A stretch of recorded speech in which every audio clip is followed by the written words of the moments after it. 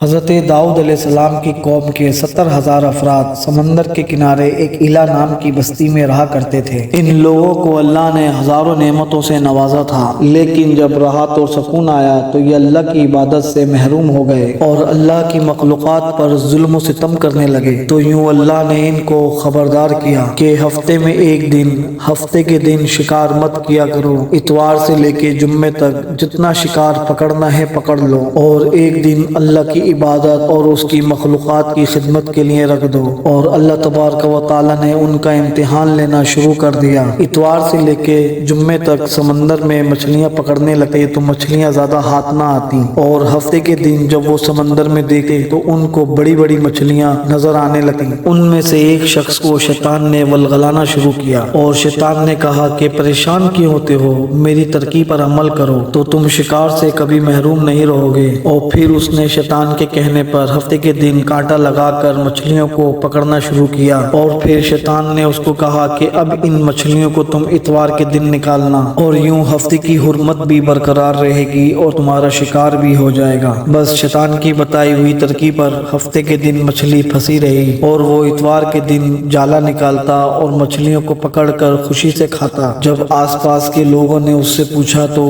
اس نے ان کو بھی یہی ترکیب بتائی، اور پھر کچھ یوں ہوا کہ ہفتے کے روز کچھ لوگ مچھلی کا جال پھینکتے سمندر میں، اور وہ اتوار کے دن ان مچھلیوں کو نکالتے، اور کچھ نے تو سمندر میں سے چھوٹی چھوٹی نالیاں بنا کر تالاب میں گڑھے بنا کر مچھلیوں کو پکڑنا شروع کر دیا، تاکہ ہفتے کے دن جیسے ہی مچھلیاں یہاں سے گزریں تو وہ تالاب میں سے ہوتی ہوئی اس گڈھے میں گر جائیں، اور ہم اتوار کو ان مچھلیوں کو نکال کر کھائیں گے بھی اور فروخت بھی کریں گے۔ اس گاؤں میں اللہ کے کچھ خاص بندے بھی موجود تھے، اور کہا کہ اے لوگو، اللہ نے تمہیں ہفتے کے دن شکار کرنے سے منع فرمایا ہے۔ یہ جو تم جال پھینکتے ہو یا چھوٹے چھوٹے تالاب بناتے ہو، اس میں ہفتے کے دن جو مچھلی پھنستی ہے تو یہ شکار ہفتے کے دن کا ہوگا۔ اللہ کے عذاب سے ڈرو اور اس کی نافرمانی نہ کرو۔ اور وہ لوگ ان لوگوں کا مذاق اڑانے لگے، اور جو ہماری مرضی ہوگی ہم وہ کریں گے۔ اب اس بستی میں 3 گروہ بن گئے۔ ان 70,000 میں سے ایک گروہ وہ تھا جو ان نافرمانوں کی بار بار اصلاح کی کوشش کیا کرتا تھا، اور دوسرا گروہ وہ جو ان لوگوں سے نفرت کیا کرتے تھے، اور تیسرا گروہ وہ جو گمراہ ہو کر اللہ کی نافرمانی کر رہے تھے۔ تو پھر یوں ہوا کہ ان نیک لوگوں نے بستی کے بیچ میں سے دیوار کو کھڑا کر دیا، اور یوں حکم نافذ کیا کہ اللہ کی نافرمانی کرنے والے دیوار کے اس طرف چلے جائیں،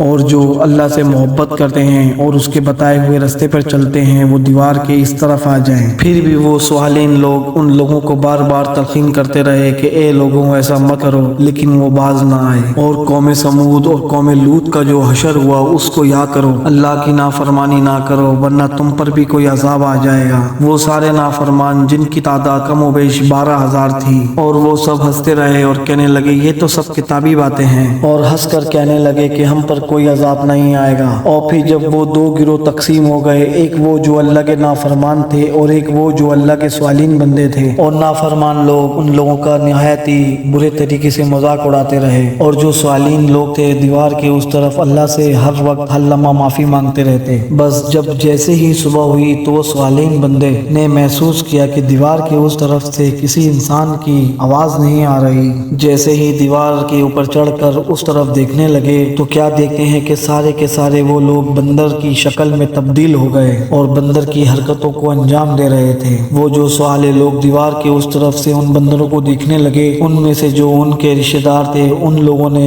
ان کے کپڑوں سے ان کو پہچانا اور چیخ کر رونے لگے اور اللہ سے معافی مانگنے لگے۔ لیکن جب اللہ کا عذاب آتا ہے تو وہ ہو کر ہی رہتا ہے۔ وہ 12,000 لوگ جو بندر بن چکے تھے کچھ بھی کھا پی نہیں سک رہے تھے، اور یوں 3 دن کے بعد وہ اس عذاب میں ہی مبتلا رہے اور اسی طرح وہ فنا ہو گئے۔ بے شک اللہ ان لوگوں کو پسند نہیں کرتا جو اس کی نافرمانی کرتے ہیں۔ اے اللہ عز و جل، ہم سب کو اپنا فرما بردار بندہ بننے کی توفیق عطا فرما، اور ہم لوگوں کو ایسا بنا دے کہ جیسا تو ہمیں دیکھنا چاہتا ہے۔ آمین یا رب العالمین۔